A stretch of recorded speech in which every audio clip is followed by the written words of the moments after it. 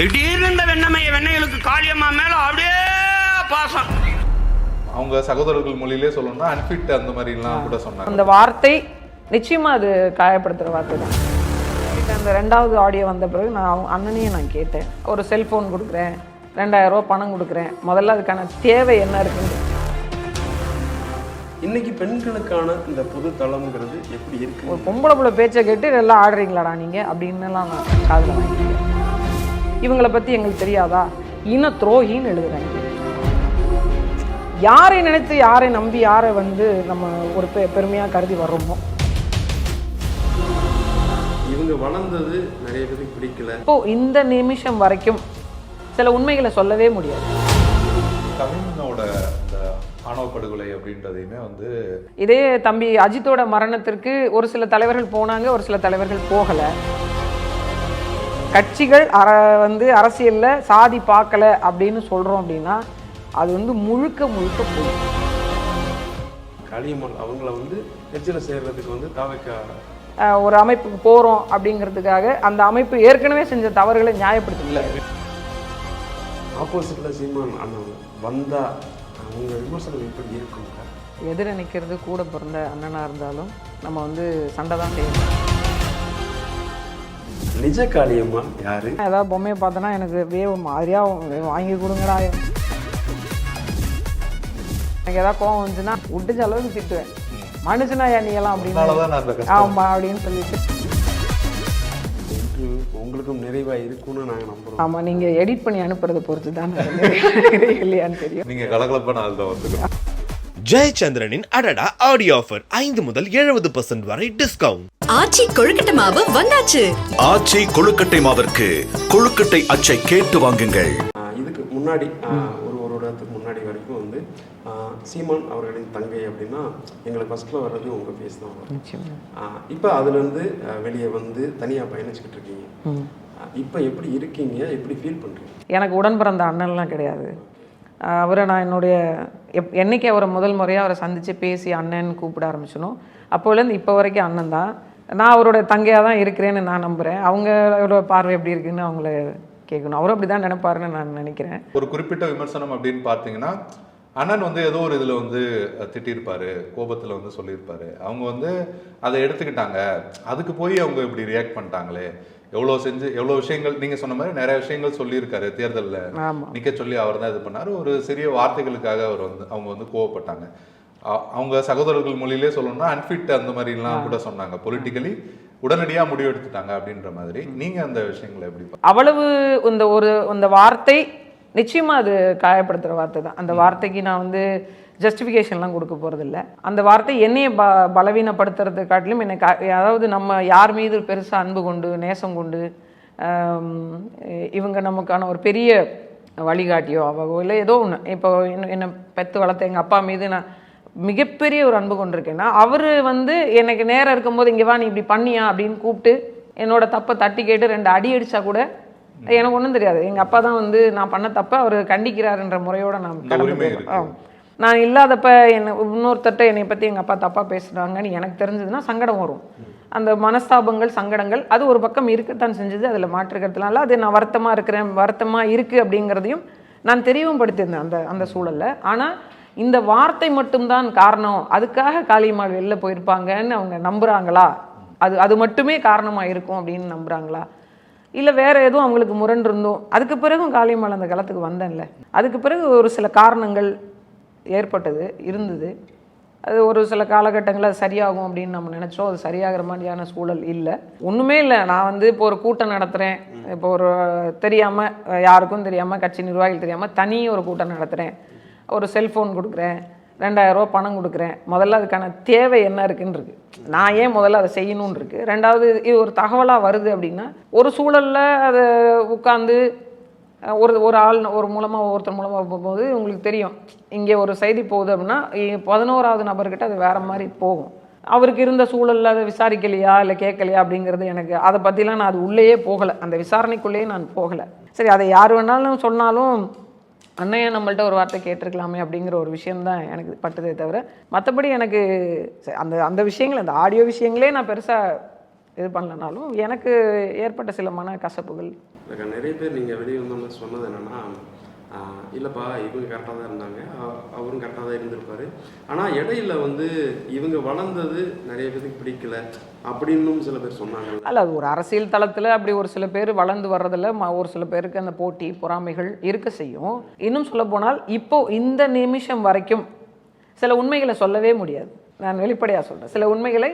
இப்போ ஏன்னா எந்த விமர்சனத்தை, நியாயபூர்வமான விமர்சனத்தை நான் முன்வைக்கிறேன் அப்படின்னா அதை ஏற்றுக்கொண்டு தன்னை மாற்றிக்கொள்ள நினைக்கிறவங்களுக்கு நான் அந்த விமர்சனத்தை முன்வைக்கலாம். இது தெரிஞ்சு செய்கிறவங்க ஒரு காலம் அதை ஏற்றுக்கொள்ளவும் மாட்டாங்க, மாற்றிக்கொள்ளவும் மாட்டாங்க. அந்த மாதிரி ஒரு நிலைப்பாட்டில் இருந்து இவங்க ஒரு சில பேர் அதை பண்ணியிருக்காங்க அப்படின்னா அவங்களுக்கு நான் என்ன சொல்லி என்னவாக போகுது? நான் வைக்கிற விமர்சனத்துக்கு பதில் வராது, என் மீதான மீண்டும் ஒரு விமர்சனம் தான் வரும். லயோலாமணி வந்து இவர் தான் இன்டர்வியூ எடுத்தாரு. எடுக்கிறப்ப வந்து உங்களை பற்றி ஒன்று கேட்டார், நீங்களும் பார்த்துருப்பீங்க. காளியம்மாள் அவங்கள வந்து கட்சியில் சேர்றதுக்கு வந்து தாவக்கா அவங்க வியூ வகுப்பாளர் வந்து முட்டுக்கட்ட போடுறாங்கன்னு கேட்டதுக்கு வந்து அவர் மனு சொல்லலை, இல்லைன்னு சொல்லலை. ஆனால் முடிக்கும்போது எப்படி முடிச்சிருப்பாரு அப்படின்னா, மதுரை மாநாட்டில் வந்து நீங்கள் எதிர்பார்க்காத ஆட்களும் பிரம்மாண்டமான பிரபலங்களும் வந்து கலந்துக்க போகிறாங்க அப்படின்னு கீழே வந்து நிறைய பேர் சொல்கிறாங்க, அது நீங்களும் வர போகிறீங்கன்னு சொல்லி. இப்போ நீங்கள் பார்த்துக்கிட்டு இருக்கிறது காளியம்மாள் பேட்டியோட ட்ரிம்டு வெர்ஷன். காளியம்மாள் அரசியல் வாழ்க்கையில் சந்தித்த சிக்கல்கள், அவங்களோட பர்சனல் பக்கங்கள், தன் மீது சுமத்தப்பட்ட வீண் பழிகள் அப்படின்னு நிறையவே மனம் திறந்து பேசியிருக்காங்க. அதோட uncut version TNN podcast YouTube சேனலில் இருக்குது. சேனலோட லிங்க் டிஸ்கிரிப்ஷனில் இருக்குது, மிஸ் பண்ணாதீங்க. இல்லை, நீங்கள் ஒருவேளை அப்படி அவங்க சொல்கிறாங்கன்னா அவங்க யாரை மனதில் நிறுத்தி சொல்கிறாங்க அப்படிங்கிறது எனக்கு தெரியலை. அப்படி எனக்கு எதுவும் செய்தி இல்லை. அப்படி நான் வந்து இந்த மாதிரியான ஒரு நகர்வு போயிட்டுருக்கு, இல்லை 21ஆம் மாநாடுக்கு இவங்க வரப்போகிறாங்க, இந்த எந்த இதுவுமே எனக்கு தெரியலை. அப்படி ஒரு செய்தி எனக்கு தெரியலை. களத்தில் வந்து இப்போ நீங்கள் ஏதோ ஒரு கட்சியில் சேர்ந்து பயணம் பண்ணால் கூட, வேணாம் நமக்கு எது திருப்தி தருதோ அதில் சேர்ந்து பயணம் பண்ணால் கூட, ஒரு கட்டத்தில் எனக்கு இந்த கேள்வி ஒரு சும்மா இமேஜினேஷனாக கேட்குறேன், ஆப்போசிட்டில் சீமான் அண்ணன் வந்தால் உங்கள் விமர்சனம் எப்படி இருக்கும்க்கா? அவர் சொல்லி கொடுத்ததே நான் சொல்கிறேன். எதிர நிற்கிறது கூட பிறந்த அண்ணனாக இருந்தாலும் பெத்த தாயாக இருந்தாலும் எதிர்நிலைப்பாட்டை கொண்டு இருந்தால் நம்ம வந்து சண்டை தான் செய்யணும் அப்படின்னு, நாகரிகமான சண்டையாக இருக்கும். இல்லை, கவினோட இந்த ஆணவ படுகொலை அப்படின்றதையுமே வந்து பொதுவாக வந்து விஜய் வந்து கண்டிக்கலை அப்படின்ற கருத்துக்கள் பொதுத்தளத்தில் நிறையா முன் வச்சாங்க. விசிக தலைவர் திருமாவளவனும் வந்து சொல்லியிருக்காரு, இது வந்து ஆளுந்தரப்புலேருந்து நிறையா இதுக்கு வந்து யாருமே குரல் கொடுக்கல, சமீபத்தில் வந்து விஜய் கூட இதை வந்து கண்டிக்கல அப்படின்ற கருத்து. அஜித்குமார் வீட்டுக்கு வந்து நேரடியாக போனார், ஆனால் அதை விட இது பெரிய இஷ்யூ. ஆனால் எப்பயுமே பாதிக்கப்பட்டவர்கள் பக்கம் நிற்கணும் அப்படின்றது தான். ஆனால் இங்கே வந்து ஒரு சில இடங்களில் நான் பார்க்குறேன், இதே தம்பி அஜித்தோட மரணத்திற்கு ஒரு சில தலைவர்கள் போனாங்க, ஒரு சில தலைவர்கள் போகலை. அது என்ன பார்வைன்னே எனக்கு புரியல. உண்மையாகவே சொல்லணும் அப்படின்னா எல்லா மக்களுக்குமான அரசியல் பேசக்கூடியவர், குறிப்பாக சமூக நீதி, சமநீதி, சாதிய ஒழிப்பு பேசக்கூடியவர் அத்தனை பேரும் இந்த பிரச்சனையிலே கையில் எடுக்கணும். ஒருவேளை இவங்களும் வந்து அந்த சாதிய அரசியலுக்காக தான் அதை பேச தயங்குறாங்கன்னு இல்லை, அது வந்து நம்ம நேரடியாக அப்படி சொல்லிட முடியாது. ஒருவேளை அவங்களுடைய ஒரு சில அந்த காணொலியில் பார்த்து அவங்க ஏதோ அறிக்கையெல்லாம் வெளியிட்டதாக சொல்லியிருந்தாங்க. அப்போ கட்சி ஒரு நிலைப்பாடு எடுக்குதுன்னா அவங்க அந்த நிலைப்பாட்டில் இருக்காங்கன்னு அர்த்தம். பட் ஆனால் தலைவரும் அந்த நிலைப்பாட்டை எடுத்து பேசணும், இல்லை வெளியில் வந்து சொல்லணும் அப்படிங்கிறதுல நமக்கு மாற்றுக்கிறது இல்லை. ஒன்று. ரெண்டாவது வந்து இந்த அரசியல் பார்வையாக சில நகர்வுகள் இருக்கா அப்படின்னா கட்டாயமாக இருக்குதுன்னு நான் நினைக்கிறேன். ஏன்னா நீங்கள் அப்படி நம்ம இல்லை, கட்சிகள் வந்து அரசியலில் சாதி பார்க்கலை அப்படின்னு சொல்கிறோம் அப்படின்னா அது வந்து முழுக்க முழுக்க பொய். ஏன்னா நீங்கள் உள்ளே போகும்போது இது இந்த பெல்ட்டுங்க வைங்க, ஒரு தேர்தல் அரசியலுக்குள்ள இப்போவும் இருக்குது, எந்த கம்யூனிட்டி அங்கே அதிகமாக இருக்கோ அந்த மக்களுக்கான பிரதிநிதித்துவத்தை நான் வழங்குகிறேன் அப்படின்னு ஏதாவது ஒரு கட்சி சொல்லியிருக்கா சொல்லுங்கள்? அப்படி சொல்ல மாட்டாங்க. உள்ளே போன உடனே இந்த கம்யூனிட்டியோட பெல்ட் இது, இந்த கம்யூனிட்டியோட பெல்ட் இது. நீங்கள் உள்ளே போய் கூர்ந்து கவனித்து பார்த்தீங்கன்னா அந்த எந்த கம்யூனிட்டின்னு சொல்கிறாங்களோ அந்த மக்களுடைய சதவீதமோ இருப்போட சதவீதமோ மற்ற அதர்ஸ் கம்யூனிட்டியோட சதவீதமும் பார்த்தீங்கன்னா ஒரு 0.5% வித்தியாசம், ஒரு 1% வித்தியாசம், இவ்வளவு தான் இருக்கும். ஆனாலும் இது இந்த பெல்ட்டு அப்படிம்பாங்க. உள்ளே வரும்போதே நீங்கள் என்ன படிச்சிருக்கீங்க, எவ்வளோ வேலை செஞ்சுருக்கீங்க, எவ்வளோ செலவு பண்ணீங்கன்றத அதை முதல் கேட்டகரியில் நீங்கள் என்ன கம்யூனிட்டின்னு இருக்கும். நீங்கள் பள்ளிக்கூடத்தில் போய் எழுத ஃபில் பண்ணுறதே நம்ம வந்து கண்டிக்கிறோம். வேலைவாய்ப்பு கொடுக்குறதுல இடஒதுக்கீடுக்காக அதை கேட்குறீங்க, அதை சரிங்கிறோம். அரசியலுக்கு வந்தாலும் அப்படிதானா? என்னைக்கு இந்த சாதி ஒழியும்? இன்னைக்கு சூழலில் வந்து பெண்கள் அரசியலில் ஈடுபடுறது, பொதுத்தளத்துக்கு வர்றதுங்கிறதே வந்து ஒரு பக்கம் வந்து அது ரொம்ப கடினமாக இருந்தாலும் வந்து ஒரு 6 வருஷம் அவங்க பேர் சொன்னாலே நிறைய பேருக்கு அது தெரியும் இல்லையா? இன்னைக்கு பெண்களுக்கான இந்த பொது தளம்ங்கிறது எப்படி இருக்குன்னு நினைக்கிறீங்க? ஏன்னா நினைச்சதை ஈஸியாக பண்ணிட முடியுமா? இல்லை, உண்மைதான். இந்த எனக்கு தெரிஞ்சு ரொம்ப ஒரு நியாயமான நேர்மையான கேள்வி இது. பெண் தலைமையிலான நிர்வாகத்தை நிறைய பேர் ஏற்றுக்கவே மாட்டாங்க. பேசுவாங்க, பெண்கள் வந்து அரசியலுக்கு வரணும், பெண்கள் பண்படணும், பெண்கள் வந்து அதிகாரத்தை கையில் எடுக்கணும், எவ்வளோ பேர் வாய்ப்பு விடுவாங்க, வழி விடுவாங்க. எனக்கு தெரிஞ்சு என் கண்ணு முன்னாடியே நிறைய பேர் சொல்லியிருக்காங்க, ஒரு பொம்பளை புள்ள பேச்சை கேட்டு எல்லாம் ஆடுறீங்களாடா நீங்கள் அப்படின்னுலாம் நான் காதில் வாங்கியிருக்கேன். அது வந்து நிர்வாக ரீதியாக இருக்கட்டும், கிராமங்களாக இருக்கட்டும், நகரங்களாக இருக்கட்டும், வளர்ந்த மக்கள் இருக்கக்கூடிய பகுதிகளாக இருக்கட்டும், எல்லா இடத்துலையும் பெண்களுக்கான விஷயத்தை அரசியலாக ஒரு பார்வை இருக்குமே தவிர, எனக்கு தெரிஞ்சு 90 விழுக்காடு நான் பார்த்த பார்வையில் உண்மையான ஒரு பெண் மீதான அவளுடைய அதிகாரத்தின் மீதான ஒரு ஆர்வம் அப்படிங்கிறது 90 விழுக்காடு இல்லை. நான் ஏதோ ஒரு அந்த நேரத்தில் ஏதோ ஒரு ஆட்சியினுடைய ஒரு திட்டத்தை பற்றி விமர்சனம் பண்ணியிருந்தேன்னு சொல்லிட்டு என்னை வந்து நான் கருப்பாக இருக்கிறேன், ஒல்லியாக இருக்கிறேன் அப்படின்னு சொல்லிட்டு என்னை உருவ கேலி பண்ணி நிறைய கை வண்ணத்தில் அவங்க பயங்கர வல்லுநர்கள்லாம் இருக்கிறாங்க, அந்த ஃபோட்டோஸ்லாம் மாற்றி மாற்றி போட்டு கடுமையான விமர்சனம் பண்ணாங்க. அதுக்கு முதல்ல ஒரு விமர்சனம் வச்சாங்க, அண்ணன் அவர்களை வந்து வச்சு என்னை எழுதியிருந்தாங்க. அதை எழுதுவதற்கு முன்பு அவர் அந்த எழுதின நபராக இருக்கட்டும், அது யார் வேணாலும் நிர்பந்தித்து எழுதியிருக்கட்டும், அவங்களுக்குன்னு ஒரு குடும்பம் இருக்கும், அதை எழுதிட்டு அவங்க அம்மா முகத்தில் எப்படி முழிப்பார், எனக்கு அந்த மாதிரி கேள்வியெல்லாம் வந்துகிட்டே இருந்தது. அவருக்கு தங்கச்சி இருக்கும். நான் வந்து எனக்கு இருக்கிற ஒரு ப்ளஸ் பாயிண்ட்டாக நான் பார்க்குறது என்னன்னா, நான் ஒரு பெரிய ஆள், அரசியல்வாதி, அப்படி இப்படி எனக்கு அந்த பார்வை, நான் உங்கள் வீட்டில் ஒருத்தியாக நீங்கள் என்னை பார்த்தீங்கன்னா அது என்னோட பெரிய சக்ஸஸ்ன்னு பார்க்குற ஆள். ஸோ இந்த மாதிரி களத்தில் நின்று கடுமையாக வேலை செஞ்சு ஒரு இடத்துக்கு வந்து ஒரு பெண் வர்றா அப்படின்னா ஈஸியாக ஒத்த வார்த்தையில் ஒரு வார்த்தையை சொல்லிட்டு தூக்கி போட்டு போயிட்டே இவங்களை பற்றி எங்களுக்கு தெரியாதா, இன துரோகின்னு எழுதுறாங்க. உண்மையிலே அந்த உண்மையிலே எழுதுறாங்க.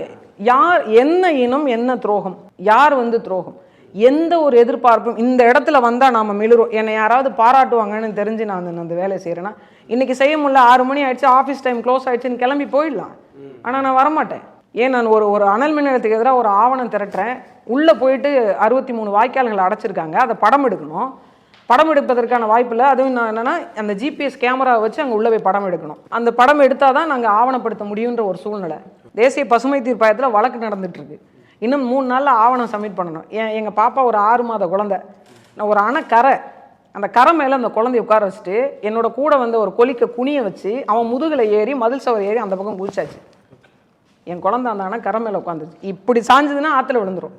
அன்றைக்கி யாராவது என்னை பாராட்டுவாங்க, எனக்கு மாலை மரியாதை செலுத்துவாங்க, எனக்கு ஃபேஸ்புக்கில் ட்விட்டரில் வந்து வாழ்த்து போடுவாங்கன்னு. இனத்தின் மீது கொண்ட பற்று, இந்த நிலத்தின் மீது நான் கொண்ட, உண்மையிலே சொல்கிறேன், வாழ்வோ சாவோ ஒரு தடவை தான் அது. இந்த நான் கொண்ட கொள்கைக்காக, நான் கொண்ட நோக்கத்துக்காக போகுதுன்னா அதை விட கொடுப்பன வேறு என்ன இருக்குன்னு தான் அந்த காலத்துக்கு வந்தோம். ஆனால் வழி என்ன அப்படின்னா, யாரை நினைத்து, யாரை நம்பி, யாரை வந்து நம்ம ஒரு பெருமையாக கருதி வர்றோமோ அவங்களோட இவங்களை பற்றி எனக்கு தெரியாதான்னு எழுதுகிறாங்க. என்னென்னமோ விமர்சனங்கள்லாம் எழுதுகிறாங்க. நான் அந்த விமர்சனத்துக்கு அப்பாற்பட்ட ஆள் தான். நான் ஒன்றே ஒன்று மட்டும் நான் வைக்கிறேன். இப்போ எனக்கு வைக்கிற விமர்சனம் எனக்கு மட்டுமானதில்லை, எனக்கு பின்னாடி வர இருக்கிற பெண்களுக்குமானது, எல்லாத்துக்கும் சேர்த்து. நான் ஒரு பெரிய அரசியல்வாதி வீட்டு வாரிசோ, பெரிய செல்வந்தர் வீட்டு வாரிசோலாம் கிடையவே கிடையாது.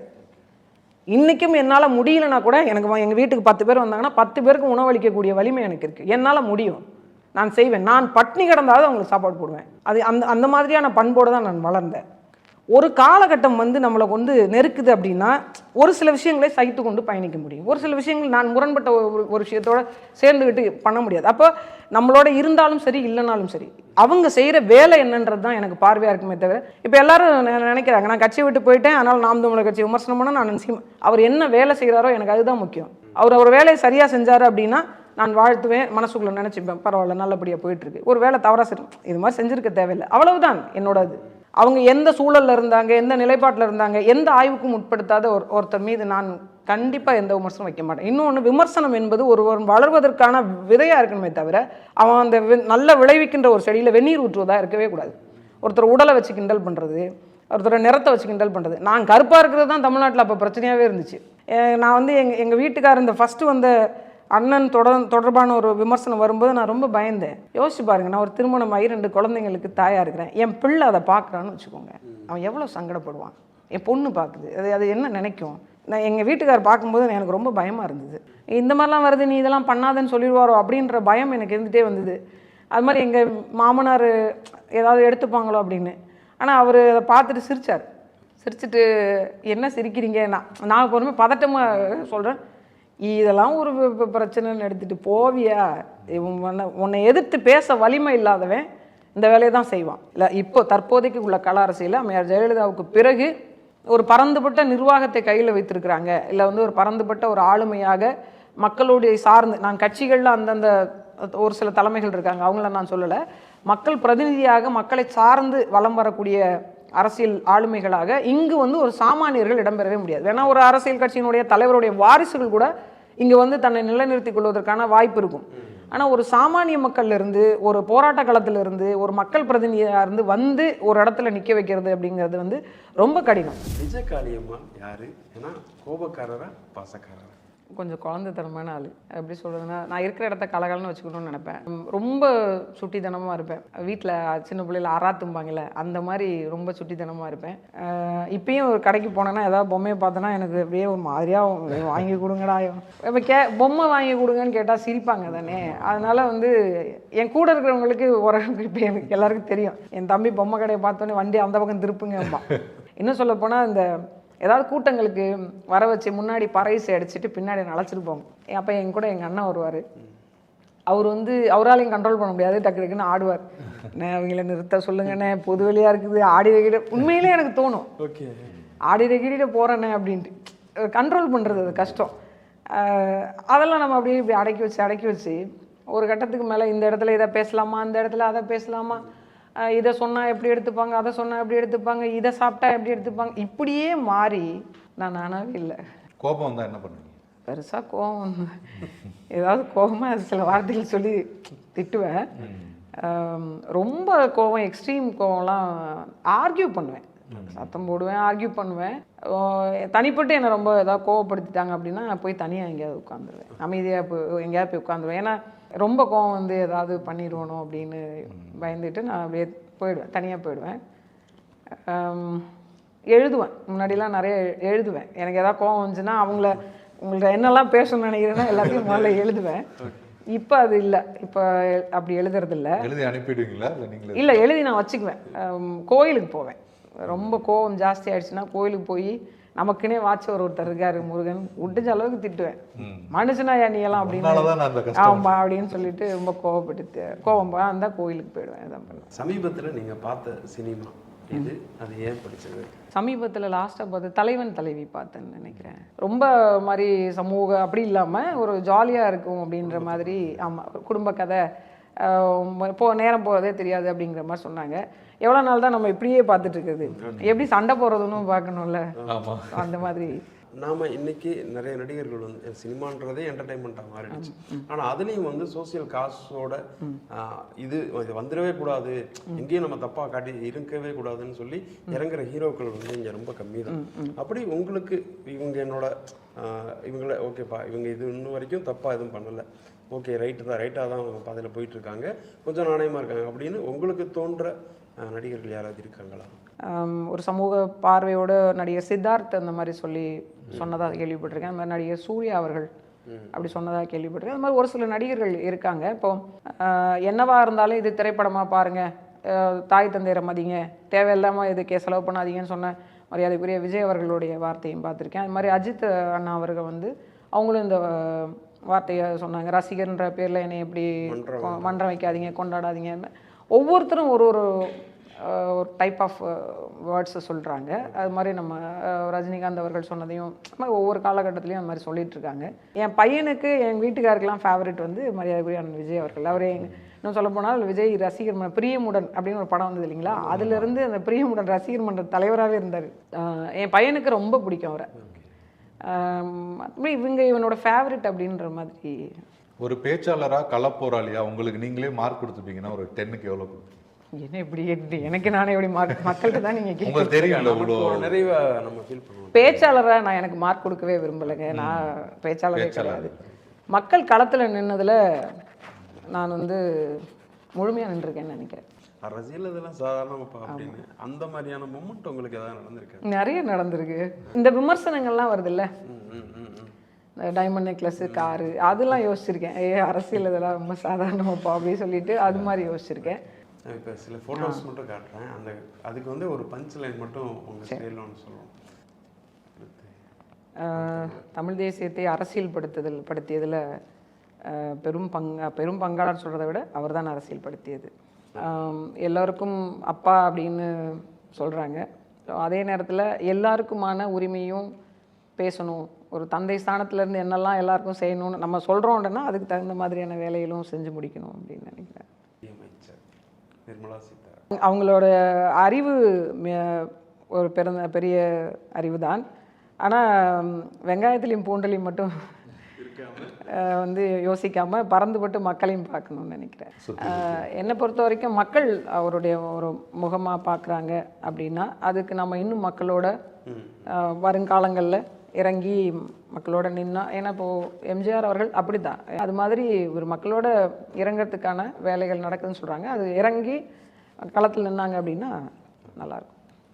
இந்த இன்டர்வியூ உங்களுக்கும் நிறைவாக இருக்கும்னு நாங்கள் நம்புகிறோம்க்கா. ஆமாம், நீங்கள் எடிட் பண்ணி அனுப்புறதை பொறுத்து தான் இல்லையான்னு தெரியும். நீங்கள் கலகலப்பான ஆள் தான் ஒத்துக்கணும். இன்னொன்று இது ஒரு இன்டர்வியூ மாதிரியே எனக்கு தெரியல. நான் இப்போ ஆன் த கேமரா பேசுகிறேன்னா ஆஃப் த கேமரா பேசுகிறேன்னா எனக்கு உண்மையிலே தெரியல. ஒரு கலகலப்பான ஒரு சூழலில் தான் இருந்தது. சில பேர்லாம் கேள்வி கேட்பாங்க பாரு, உலகத்திலேயே அவங்க தான் பெரிய அறிவாளின்னு நினச்சிப்பாங்க. அந்த மாதிரி ஒரு கேள்வியை கேட்டு கிடுக்கு பிடி போடுறாங்கன்னு சொல்லிட்டு ரொம்ப அவமரியாதை ஒரு சிலர்லாம் நான் பார்க்குறேன். இவரெல்லாம் யாருப்பா பத்திரிகையாளர் லிஸ்ட்டில் சேர்த்தது அப்படின்ட்டு. அந்த மாதிரியான சில ஊடகங்களுக்கு மத்தியில் இந்த மாதிரி ஒரு நேர்த்தியான ஒரு நேர்காணல் அப்படிங்கிறது மிக சிறப்பாக அமைஞ்சது. உண்மையிலே தமிழ்நாடு நவ் அந்த சேனல் வந்து ஒரு யதார்த்த அரசியல் சூழலை எடுத்து சொல்லணும். அந்த யதார்த்த களத்தை வந்து புரிய வைக்கணும். அவர்களுடைய உண்மைத்தன்மை, அவங்களுடைய யதார்த்த உண்மைத்தன்மைகளுடைய மனநிலையை வெளிப்படுத்தணுன்ற விதமாக நிறைய விஷயங்கள், நிறைய பேட்டிகள், நிறைய காணொலிகள் எடுத்துட்ருக்கீங்க. உங்களுக்கும் என்னுடைய வாழ்த்துக்கள். மென்மேலும் இந்த சேனலில் பணியாற்றவர்களுடைய சூழலும் வளரணும் அப்படின்னு வாழ்த்துறேன். நன்றி. ஜெயச்சந்திரனின் அடடா ஆடியோ ஆஃபர் 5 முதல் 70% வரை டிஸ்கவுண்ட். ஆச்சி கொழுக்கட்டை மாவு வந்தாச்சு.